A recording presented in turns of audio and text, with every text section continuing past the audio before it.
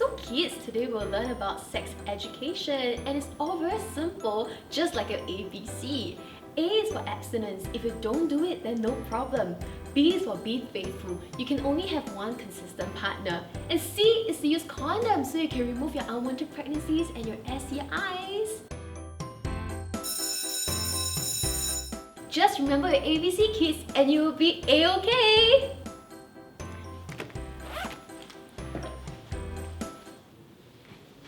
Hey, welcome home! What do you learn in school today? Today I learned about the ABC. What ABC is the alphabet? Aren't you a bit too old for that? It's the ABC of sex education. So A for abstinence, B for be faithful, and C for use condoms. But I don't really understand the ABCs though. Oh, the ABCs the ABCs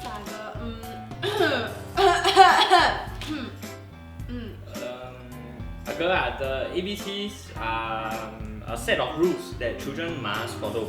If not, the big bad wolf will get you. Huh? But there are no wolves in Singapore, what?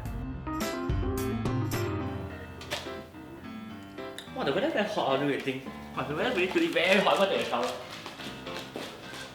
Yeah, your favorite cartoon is on.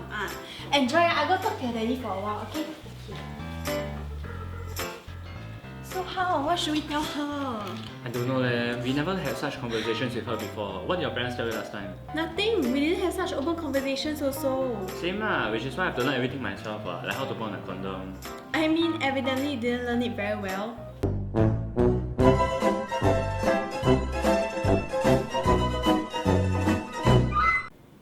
Kidding lah. Haha, time for a crash course on this. It's so awkward to talk to our child about matters on sex and sexuality. Yes, we know. In fact, more than 50% of parents are uncomfortable talking about such issues too, even though 80% agreed that it was important to discuss issues regarding safe sexual practice. And it's not just parents. Children find it awkward too. They often do not discuss it with the parents because they are uncertain about the parents' openness to discussing sexual issues. But what's the point of parents starting conversations? I mean, schools are already doing that. Then we can just save ourselves the awkwardness. Indeed, Singapore's sexuality education curriculum exposes students to sex education. However, it only focuses on abstinence. Experts, as well as research conducted, indicate that an abstinence-only curriculum has no effect on the sexual education knowledge of learners, compared to more comprehensive programs focusing on broader topics of sex education. In fact, a study showed that among 800 youths aged 18 and below, 12% have engaged in some form of sexual activity. However, 60% of them did not take any precautions to avoid pregnancy or sexually transmitted diseases. A curriculum that only focuses on abstinence is ineffective. Here's one of the many points to prove it. From 2014 to 2015, the number of boys and girls who contracted sexual infections increased by 8%. School curriculums do not take into account practical settings that youths may face in lives, such as sexual desire, puberty, and a curiosity to explore. To bridge the inadequacy of the school, here's where parents come in. Parents have the best interests for their child, and being someone who is the primary caregiver and someone trusted, they should hold such conversations with their child. Yes, studies have shown that speaking to your child about sex at a young age increases the chance of them approaching you with questions and advice at a later stage of their life. Children also make safer decisions regarding sex when they regularly talk about it with a parent, as seen in the case of Netherlands, where frequent and open conversations about sexuality education from young has helped the country have one of the lowest teen pregnancy and abortion rate globally. Wow, talking about these matters seem really crucial. What should we do then? Presenting to you the birds and the bees.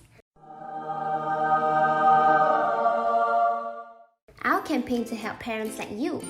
After in-depth situation analysis and looking at past campaigns, we decided to launch our campaign to help parents be more comfortable when talking about these topics.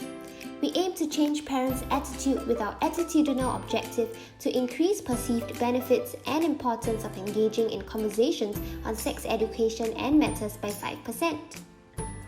We came up with a poster as our collateral. Oh yeah, Auntie Susan sent me that on WhatsApp the other day. See? We send out collateral via WhatsApp because from our survey, 85.5% of our respondents are inclined to engage in such conversations with their child if they know that other parents are doing it too.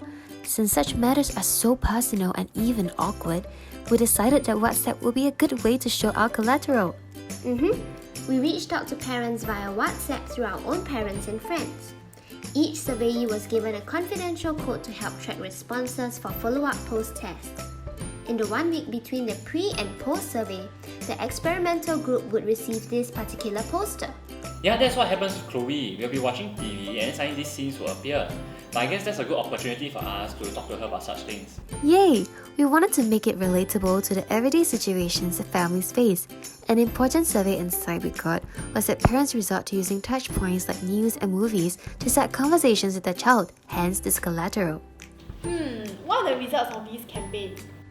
After analysing our data, we realised that the results for our impact objectives were not statistically significant, but we did increase perceived benefits and importance of engaging in conversations.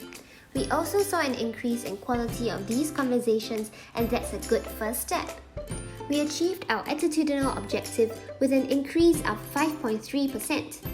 As for our behavioural objective, even though we did not meet our target, it did increase by 2.5%. From our programming, we found some interesting insights that could help you and other families. Our campaign encourages Singaporeans to take more responsibility in the aspect of sex and sexuality education. Singapore, as a well-known nanny state, usually takes care of many aspects of Singaporeans' lives. In our post-test, we found that 83% of parents agreed that them and their spouse should have the greatest responsibility in teaching such matters instead of teachers. This leads to our policy-related implication. Eventually, the government can implement policies to help parents better integrate into this process. We can use school policies to increase individual responsibility by providing guidelines and holding workshops. Of course, this will have to start with parents feeling the need to play a bigger role in starting conversations about sex education and related matters with their child. Lastly, fathers are usually less involved than mothers in sex and sexuality education. However, fathers like yourself should learn to be involved in the conversation as well.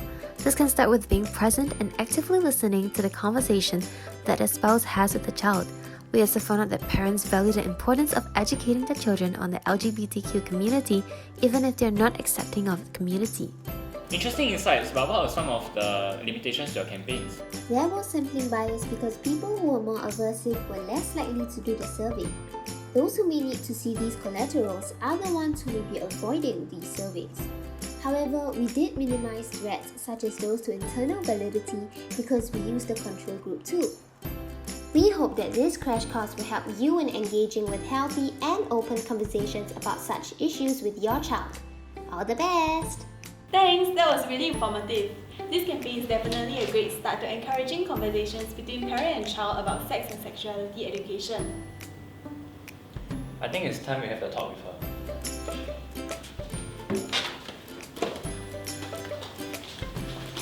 So good. Regarding your question just now, right? A little birdie told your mom and I that sex and sexuality is important.